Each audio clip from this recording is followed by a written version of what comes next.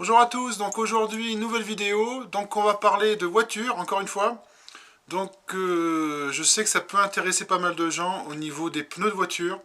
Donc il y a des inscriptions, par exemple à la mienne c'est 205 60 R16, qu'est-ce que ça veut dire? Il y a aussi marqué 92H, qu'est-ce que ça veut dire? Les pneus neige, la différence entre les pneus neige et les pneus été. Donc je vous montre ça, c'est parti, en avant!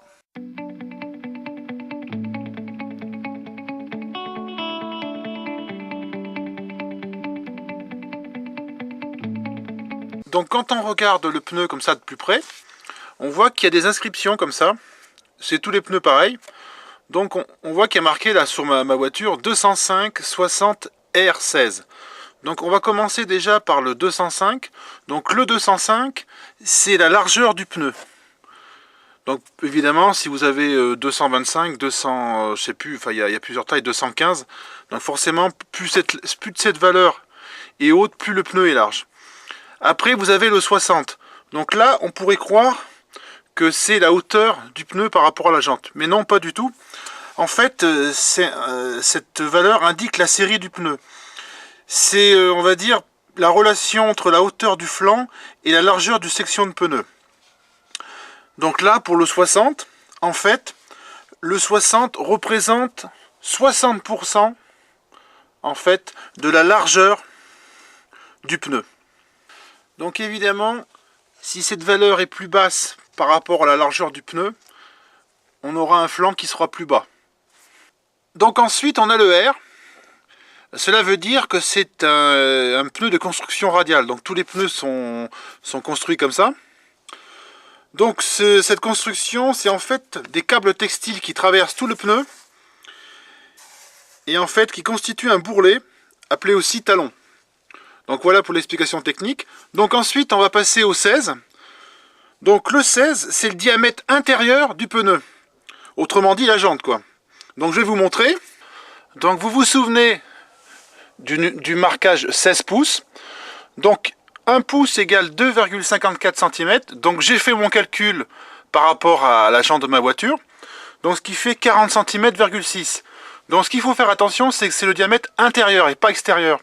Donc l'extérieur il est là, le bord tout à fait à l'extérieur. Il faut prendre cette mesure qui est là en fait, de ce deuxième bord jusque là. Donc je vais mesurer.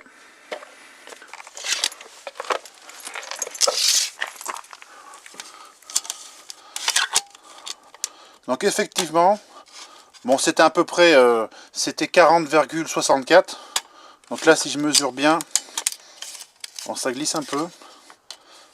Mais je suis bien à 40, vous voyez, 40,5, 40,6. Ça s'arrête là. Donc la mesure est bien bonne.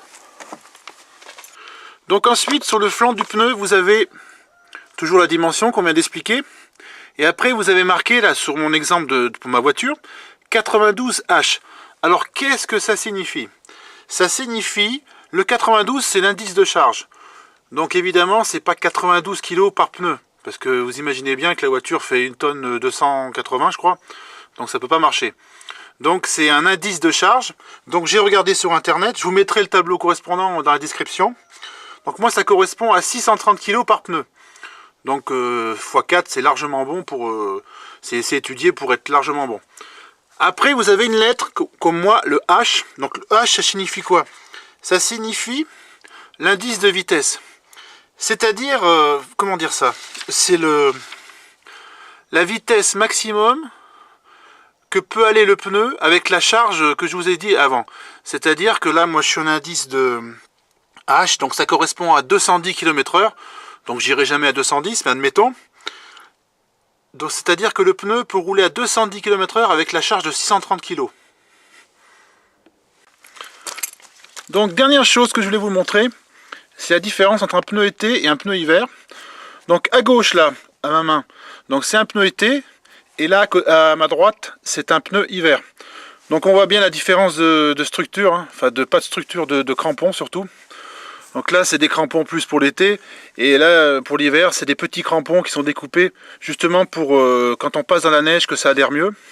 Donc ce qu'il faut savoir aussi, c'est que le caoutchouc des pneus neige est plus tendre. C'est-à-dire qu'au niveau de la charge, il s'écrase un tout petit peu plus. Bon, c'est pas flagrant, on le voit pas, mais ça permet aussi, en s'écrasant plus, d'adhérer mieux au sol, dans le gel ou dans la neige. Une dernière chose sur les pneus neige, donc je voulais vous montrer, il y a marqué M plus S, donc ça c'est une norme européenne qui indique que c'est un pneu neige. Donc voilà, cette vidéo est terminée, donc elle a été courte, mais plutôt, enfin j'ai essayé d'être le plus explicite possible. Donc j'espère qu'elle vous aura plu. Si c'est le cas, pensez à mettre un pouce bleu. N'hésitez pas à mettre des commentaires en dessous de la vidéo. Pensez aussi à vous abonner à la chaîne Vie Pratique des Outils. Donc en attendant, je vous souhaite une bonne semaine et un joyeux Noël. Au revoir les amis.